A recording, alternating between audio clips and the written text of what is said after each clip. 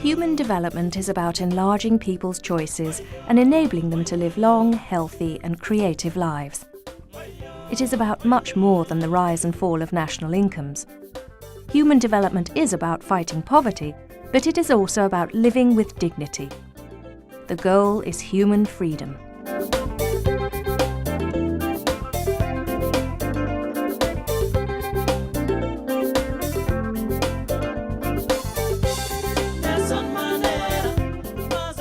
Human development approach is an approach where we concentrate on human lives, its richness, the well-being, the freedom, and how they are developing, how they are changing, and how they can be further enhanced.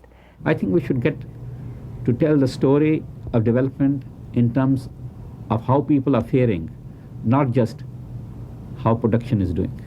Some economists, particularly Mahbub ul-Haq, the great leader of this, feeling unhappy, many of us felt for that for many years, that all the economic measures like GNP, etc., concentrated on something rather alienated from human life, commodities, goods, not people and their lives and their freedom. The Human Development Report was first launched in 1990 with the single goal of putting people back at the centre of the development process rather than markets. It is an independent report commissioned by the United Nations Development Programme. The report is translated into at least 13 languages and launched in more than 100 countries annually. Regional and national human development reports are published in several regions and in more than 134 nations. Well, I think the quality of human life is reflected in the human development reports. I wouldn't say they are measured as such. Measurement is only a part of the story. The main thing is rich description.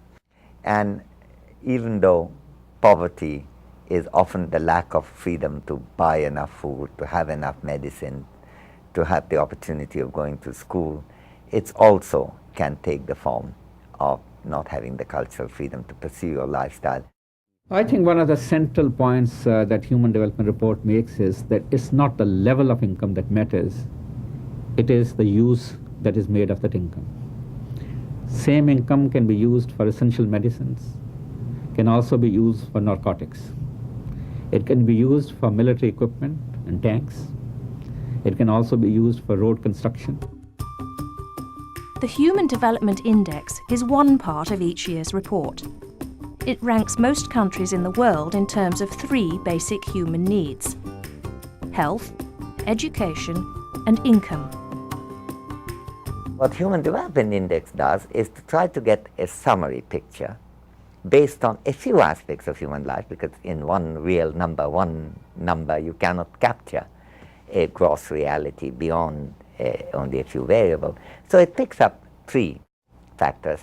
One is longevity, life expectancy, another is education and literacy, and third is poverty and the level of income.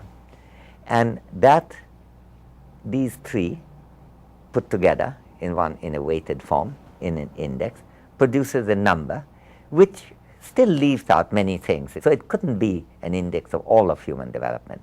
The Human Development Index really helped to generate political competition. And just as competition is very good in markets to make them efficient, political competition is also very good.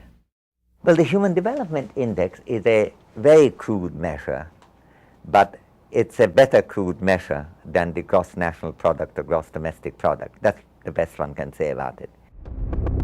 Each year, the report has a theme, looking at a different human development issue. The themes are linked to contemporary world challenges. The choices of the theme for the Human Development Reports tend to be reactive, in the sense that there is a whole human development set of discussions across the world. But it's not just collective choice within the organization, it's reactive to, I would say, clamor for across the world. There are a whole range of issues that the Human Development Reports have brought onto the agenda, thinking about political freedom as a critical dimension of development, thinking about social justice. I think the Human Development Report brings to bear considerations which are rooted in ethical traditions and in traditions of social justice. The world that we live in and the inequalities in that world and the state in which billions of the world people live is morally unacceptable. In the Human Development Report, we've consistently highlighted inequality as a major development challenge. And I think the evidence now is very clear that inequality is a barrier to economic growth, that inequality is a source of conflict, that inequality is a source of social dislocation, and that most people are deeply concerned about inequality. Human development initiatives must seek to address inequalities and exclusion, which are often at the root of violence. They must promote cultural liberty and give people the tools and opportunities they need to lead the lives they value.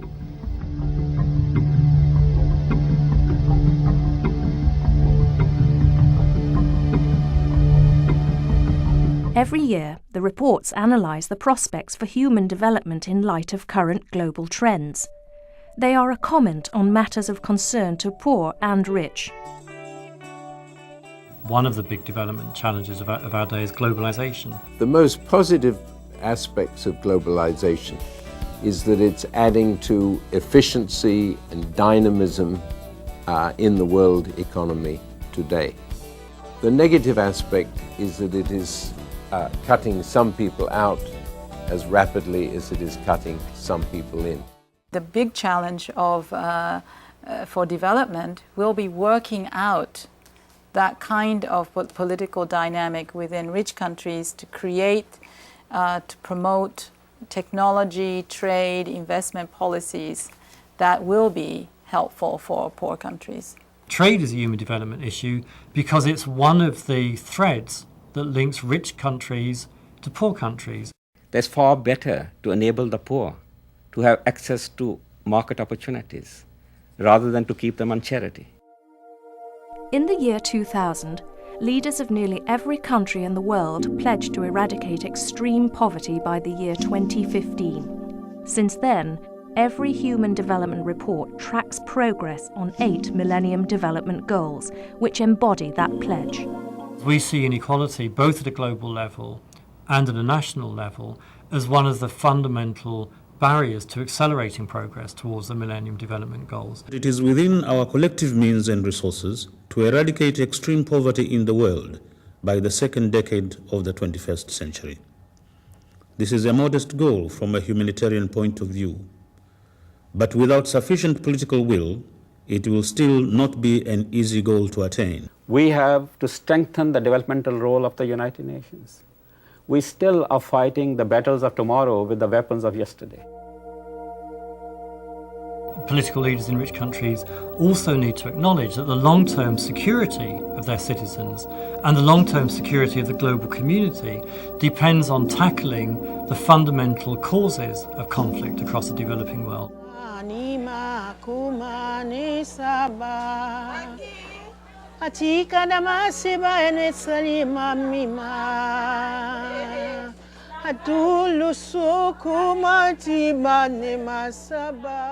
Human problems are not only in the poor countries, they are also in the rich countries.